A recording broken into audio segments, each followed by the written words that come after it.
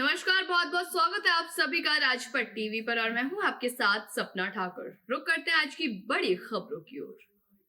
खबर बरेली से है, जो एनसीसी विभाग द्वारा 67वीं NCC group commanders conference Jat regiment में सेंटर बरेली कैंट में आयोजित की गई।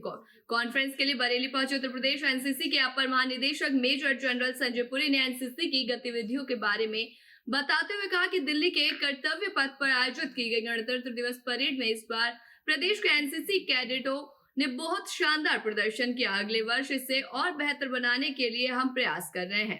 हमारा उद्देश्य प्रदेश में एनसीसी के स्तर को और ऊंचा करना है। उन्होंने कहा कि प्रदेश में विशेष रूप से ग्रामीण क्षेत्रों में बड़ी मात्रा में युवा शक्ति उपलब्ध है। शासन से बात करके एनसीसी की संख्या बढ़ाने का प्रयास किया जाएगा ताकि अधिक से अधिक छात्र छात्राओं को एनसीसी का प्रशिक्षण देकर एक योग्य नागरिक बनाया जा सके।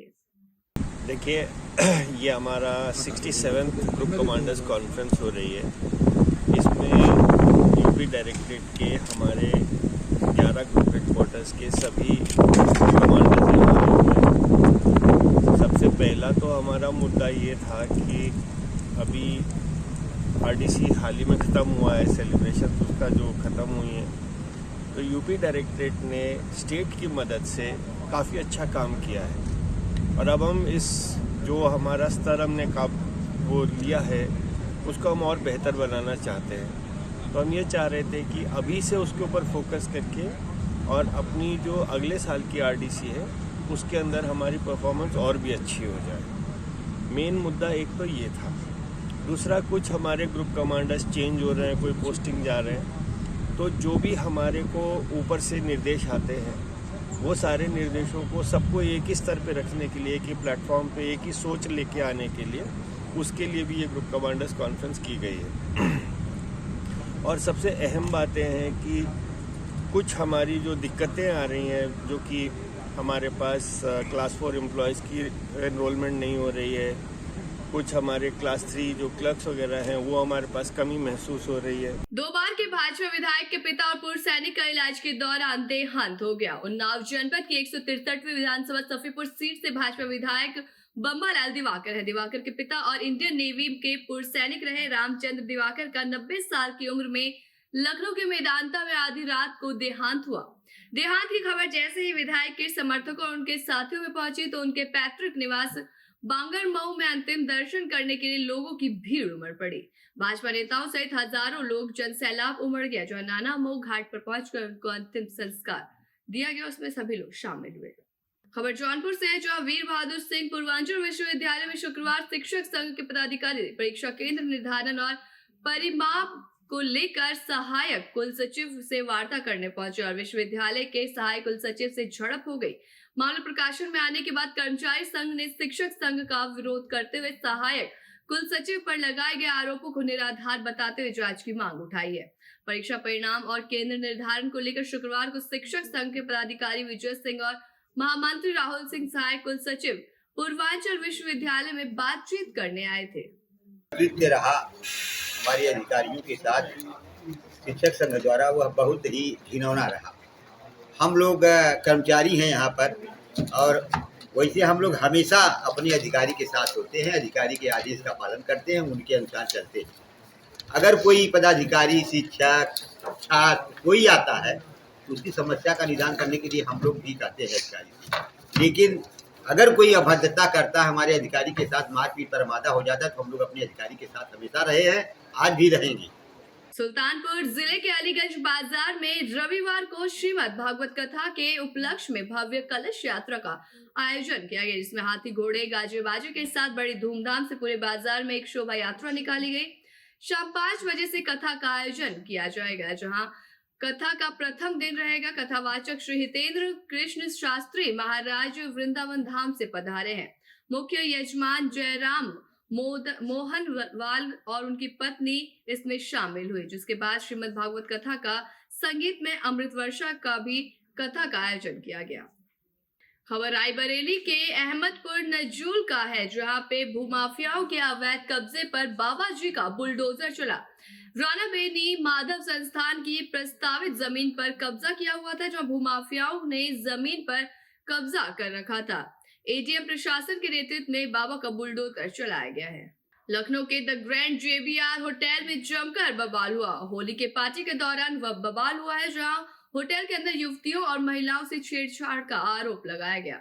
मौके पर पहुंची पुलिस ने बदसलूकी कर रहे लोगों को अपने कब्जे में लिया, जहां बिना लाइसेंस के द ग्रेट JBR होटल के अंदर हो रही दारू पार्टी में सूचना मिलते ही मौके पर पुलिस पहुंची। पुलिस ने पहुंचने के बाद शराब के नशे में धुत महिला ने पुलिस से बदसलूकी भी की, कभी अपने आप को वकील तो कभी अपने आप को पत्रकार बताकर पुलिस वालों की वीडियो बना रही थी। सिंगापुर मॉल पुलिस चौकी इंचार्ज प्रमोद सिंह के समझाने के बाद भी लगातार महिलाएं बदसलूकी कर रही थी। पुलिस ने मौके पर पहुंचकर कई लोगों से पूछताछ की। लखनऊ के विभूति खंड थाना क्षेत्र के अंतर्गत का पूरा मामला है। अयोध्या धर्म नगरी का एक नया वीडियो सामने आया। इसमें एक छोटी सी प्यारी सी बच्ची जिसका नाम रागिनी सिंह है, भगवान श्री राम प्रभु की कथा का वर्णन कर रही है। जैसे द्रौपदी के गर्भगृह में रहकर अभिमन्यु ने सारी विद्या सीख ली थी, उसी तरह ये बच्चे अपने माँ बाप के बताए हुए रास्तों पर भगवान श्री राम प्रभु की पंचवटी की लीला जो भी है ये बता रहे हैं कि सीता जी का हरण कैसे हुआ, सूर्पनखा की नाक किसने काटी। बहुत सुंदर और बहुत ही प्यारा वीडियो सामने आया जिसको देखने के लिए आप भी बहुत ही ज्यादा मंत्रमुग्ध हो जाएंगे। पूरे देश में अगर जो भी भगवान श्री राम का गुणगान करता है उसके ऊपर साक्षात सरस्वती जी विराजमान होती हैं। हाँ। एक रानी के एक लड़का, एक रानी के एक लड़का और एक रानी के दो लड़का।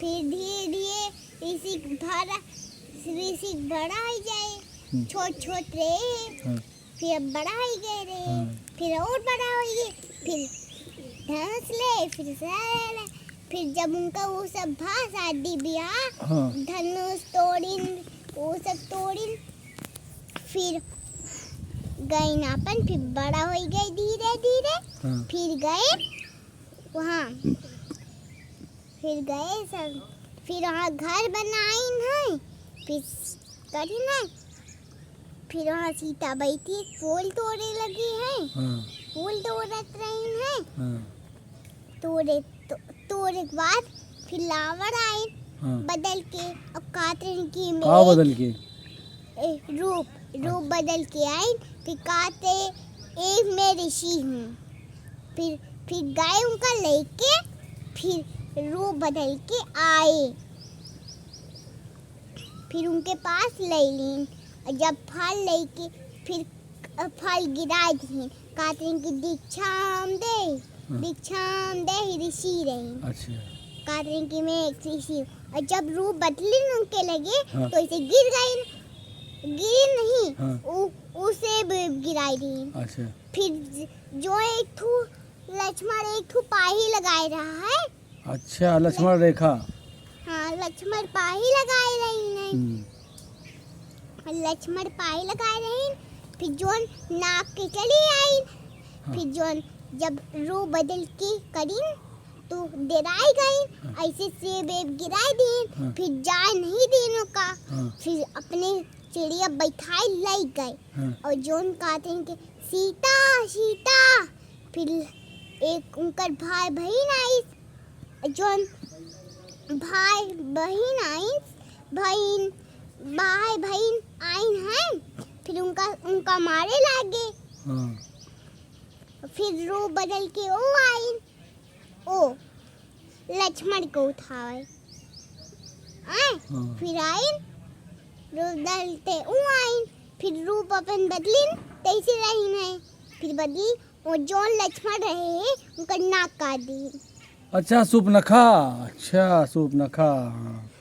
सूर्पनखा आई रही है, राक्षस के बहन, बहन रही है, फिर काट दी। बहुचर्चित उमेश पाल हत्याकांड में आज प्रयागराज पुलिस को एक बड़ी सफलता मिली, जब हत्याकांड में शामिल 50,000 का इनामी विजय चौधरी उस्मान को कैंथोयारा थाना क्षेत्र में संयुक्त टीम ने एनकाउंटर में ढेर कर दिया। मुठभेड़ में जहां नरेंद्र नाम का एक सिपाही घायल हुआ, तो वहीं इस हत्याकांड में सिपाही संतोष निषाद के ऊपर गोली चलाने वाला विजय चौधरी उर्फ उस्मान बुरी तरीके से घायल होकर स्वरूप रानी अस्पताल लाया गया, जिसको अस्पताल प्रशासन द्वारा मृत घोषित कर दिया। बताया जा रहा है कि इस पूरे मामले में जहां एक बड़ी सफलता मानी जा रही है, तो वही पुलिस प्रशासन द्वारा घोषित खून की होली की शुरुआत भी हो चुकी है। अब देखना ये होगा कि जल्द ही और कितने गिरफ्तारियां और इनके एनकाउंटर हो सकते हैं। मृतक हुआ है क्या है, उसका क्या पूरी जानकारी दो। उसमें जो है एक अभी जो सस्पेक्टेड में आया है हमारे पास, बड़ा डेड है, और